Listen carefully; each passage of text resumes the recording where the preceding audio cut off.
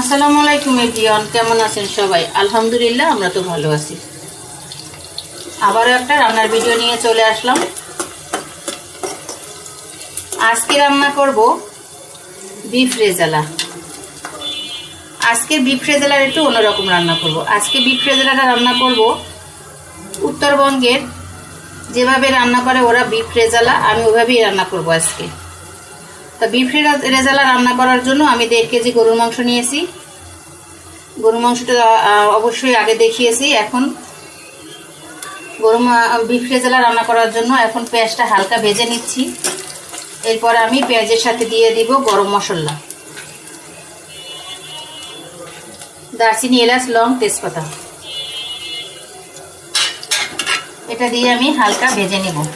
এরপর বাকি যে মশলা সব কিছুই দিব।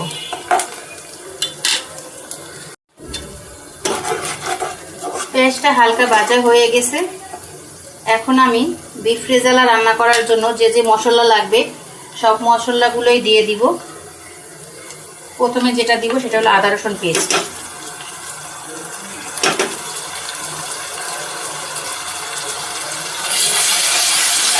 আমি 1.5 কেজি মাংসের জন্য যে পরিমাণে আদা রসুন পেস্ট লাগবে সেই পরিমাণে দিয়েছি। আপনারা যদি মাংসের পরিমাণটা বেশি হয় তাহলে বেশি দিবেন, আর কম হলে কম দিবেন।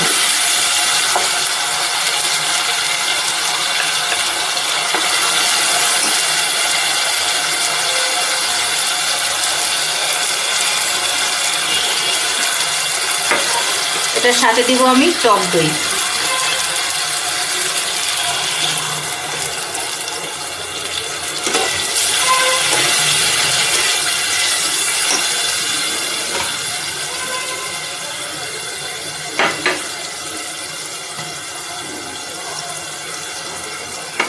আর দিব গুঁড়ো মশলা। গুঁড়ো মশলার ভিতরে থাকবে মরিচের গুঁড়ো, ধনিয়ার গুঁড়ো আর স্বাদ মতো লবণ।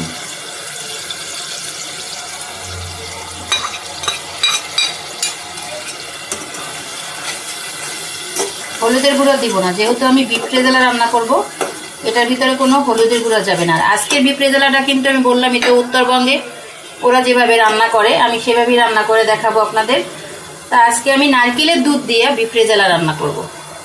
আপনারা কি কখন রান্না করেছেন নারকেলের দুধ দিয়ে? আজকে আমি নারকেলের দুধ দিয়ে বিফ রেজালা রান্না করব।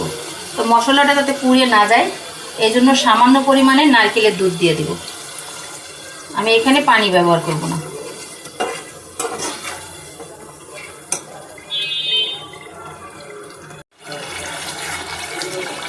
মশলাটা কষানো হয়ে গিয়েছে।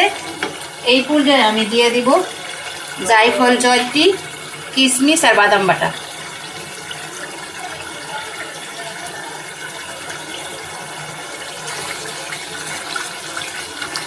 এটা দিয়ে আমি বেশিক্ষণ কষাবো না, 1 মিনিট কষালেই হয়ে যাবে।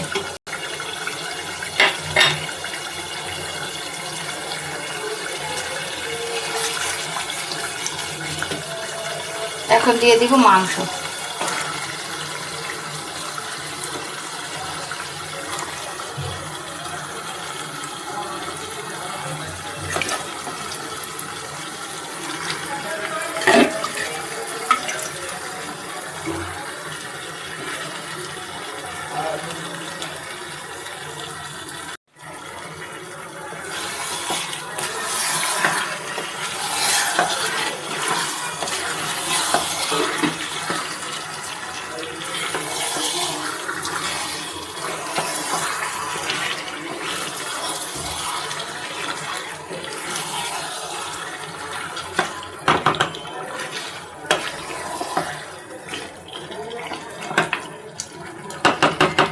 কষানোর জন্য সামান্য পরিমাণে নারকেলের দুধ দিয়ে দিব।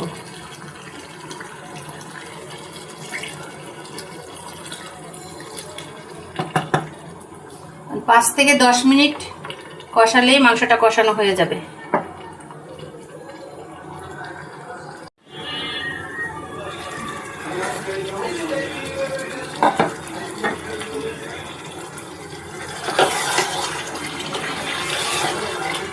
মাংসটা কষানো হয়ে গিয়েছে, এখন আমি নারকেলের দুধ দিয়ে দিব।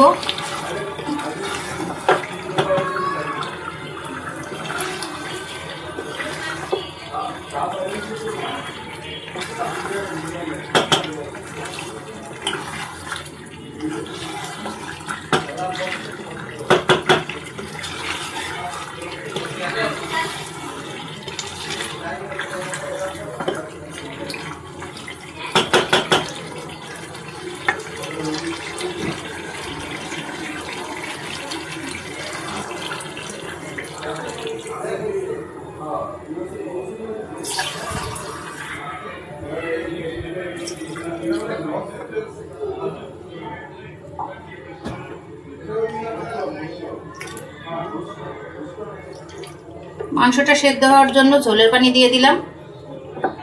আমি কিন্তু মাংসের ভিতরে কোনো ঝোল রাখবো না, যেহেতু বিফ রেজালা রান্না করব, একবারে মাখো মাখো হবে, ঝোল থাকবে না, ঝোল কম থাকবে। আর এই পর্যায়ে চুলার জালটা অবশ্যই লো করে দিতে হবে, হাই করলে কিন্তু ঝোলটা শুকিয়ে যাবে, মাংসটা সেদ্ধ হবে না।